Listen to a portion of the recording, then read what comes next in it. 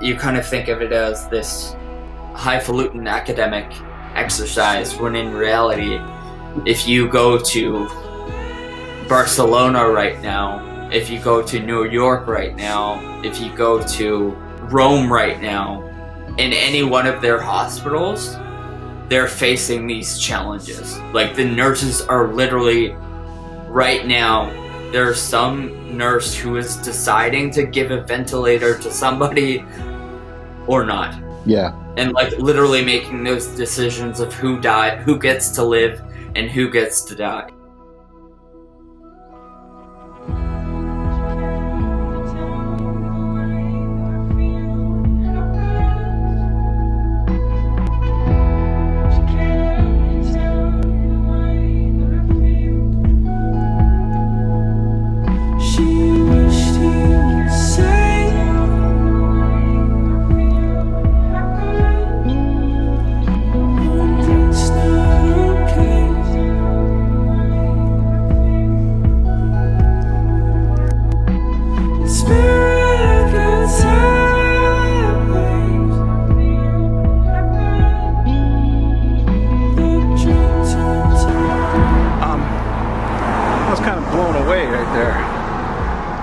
The masks were like the barrier.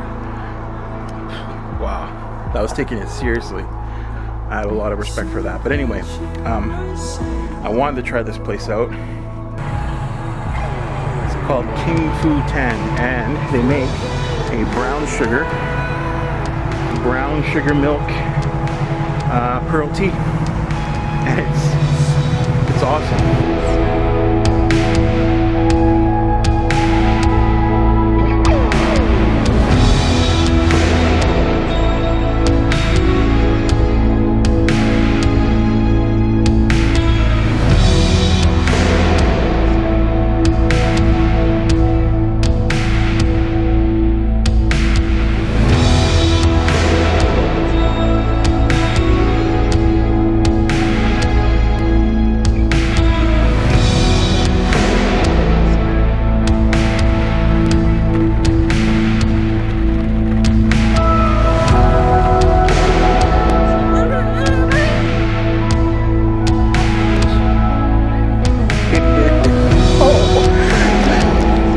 Welcome to the Stitch. Thank you for having me. Genuinely appreciate it. Do you want to introduce yourself to who? Okay. Who are you? Hello, Stitch viewers. My name is Brendan, but most people call me Chesto. I'm a videographer, DJ, music producer, graphic designer, all in all, maker of beautiful things, I would say. Or I try to be. So, yeah. I don't know if that's any good. No, that's good, man.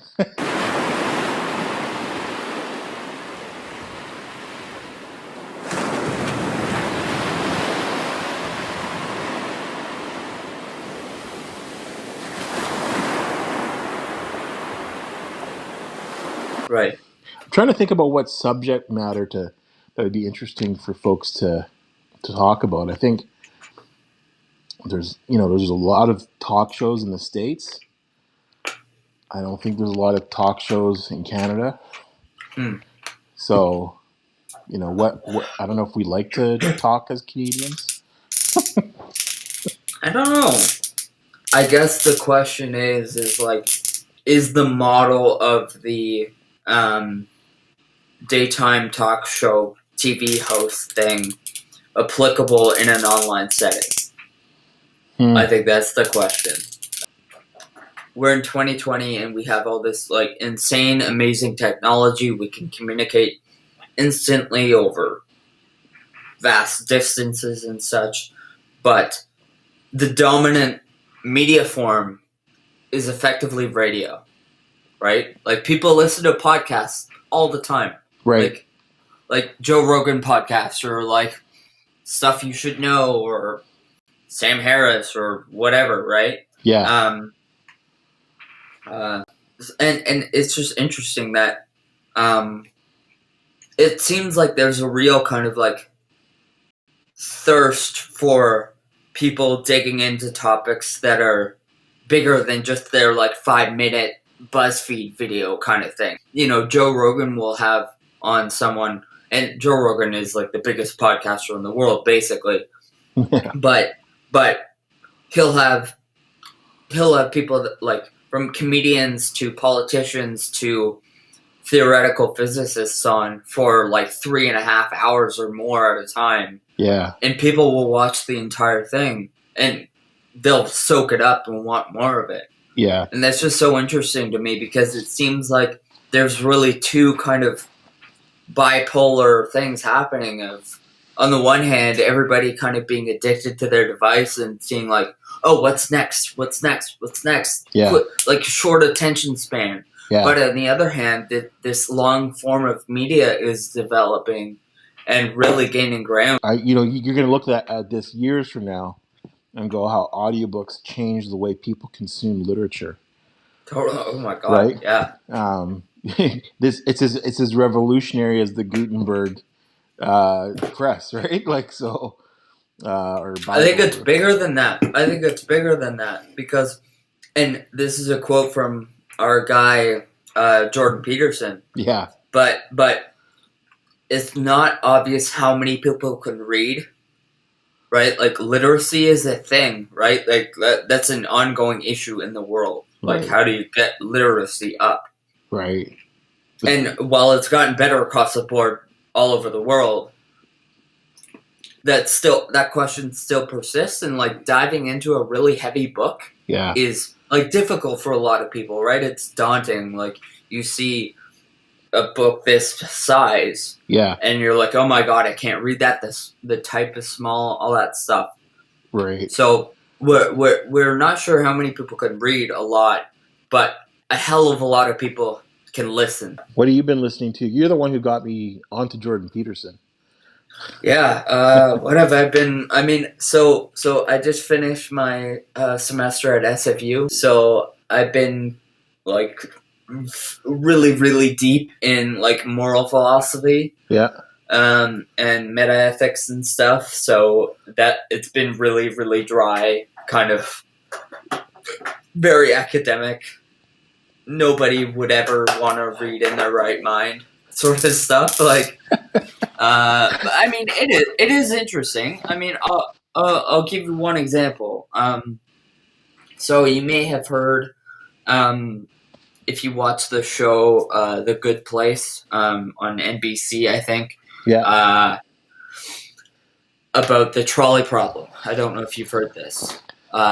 It's a thought experiment in moral philosophy that says that picture gets the person doing the thought experiment to picture a runaway train barreling down a train track. Oh yeah, I remember that. Yeah, I remember that episode. Yeah, and the train track is barreling down, and on one track it's going down and will kill 5 people. Automatically, there's 5 workers on the working on the train tracks, doing whatever people that work on train tracks do. I have no idea what that is. But doing things with iron, probably. But there's a bystander standing by. And he has a chance to divert the train onto another track, which would kill 1 person. So the case is, do you do nothing and let the 5 die, or do you flip the switch and kill the 1? I'm confused about this whole ventilator thing. I gotta be honest. I never knew that would be a thing.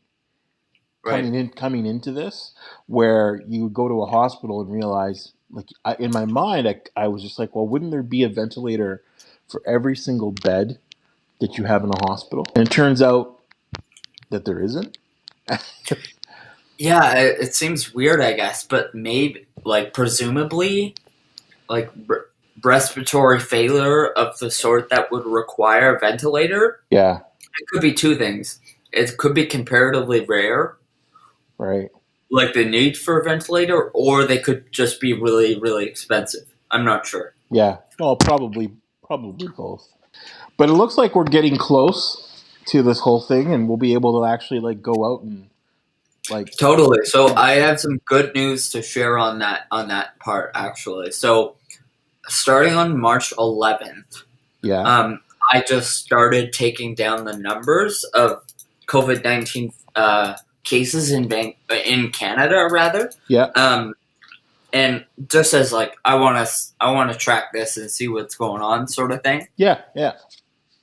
And I was using the numbers from Italy and from China, Yeah. but I kind of made it a bit more conservative just to see. I don't know. I wasn't really put much thought into it, but using an R naught value, I don't know.